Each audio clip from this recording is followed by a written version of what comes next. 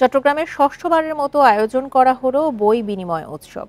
নগরের জামাল খান মোড়ে field camera stories নামে একটি সংগঠনের উদ্যোগে আয়োজন করা হয় দিনব্যাপী এই উৎসব, যেখানে বইয়ের বিনিময়ে নতুন বই সংগ্রহে মেতেছেন নানা বয়সী পাঠক।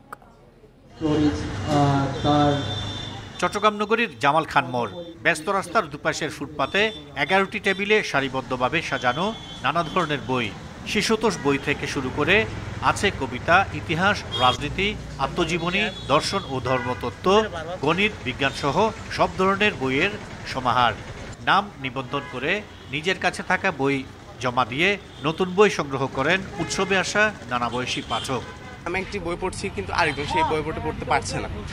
সেই ক্ষেত্রে আমার যদি বেশি দামে বইটি থাকে তাহলে আরেকজন কম বেশি দামে বইটি না কিনতে পারলেও আমি যদি বিনিময় করি তাহলে সে বইটি পড়তে পারবে। দুইটা বই দিয়েছি এবং দুইটা বই নিয়েছি, আর বইটা ভালো লাগলে আবার যদি কোনো জায়গায় হয় তাহলে আমি অবশ্যই যাবো আবার। একদিনে 30,000 বই বিনিময়ের নজির আছে এই উৎসবে। তবে এবার শীতের কারণে উপস্থিতি কিছুটা কম দেখা গেছে। তবুও অন্তত 25,000 বই বিনিময় হবে বলে ধারণা সংশ্লিষ্টদের। শুরুতে লোকজন কিছুটা কম থাকলেও বেলা বাড়ার সাথে সাথে বাড়ে উপস্থিতি।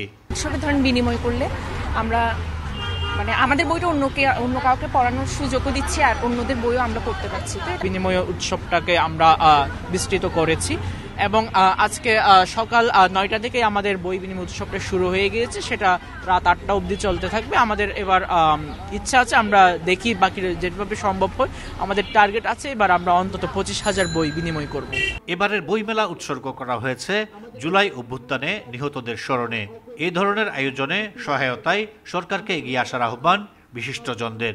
না কিনতে পারার যে কষ্ট ছিল সেটি বিনিময়ের মাধ্যমে একটা তৃপ্তি পাচ্ছে, এবং জ্ঞান তৃষ্ণি যেটি হয় যে যারা পড়ে তারা কিন্তু খুব পড়তে চায়। তো সেই জায়গায় এই বিনিময় উৎসবটি তাদের জন্য দরজা খুলে দিয়েছে। এর প্রয়োজন এখন একটি রাষ্ট্রীয় উদ্যোগ। শুক্রবার দিনব্যাপী এই উৎসবের উদ্বোধন করেন 21শে পদকপ্রাপ্ত দৈনিক আজাদের সম্পাদক M A Malek. Ahsan Riton, independent news, Chittagong.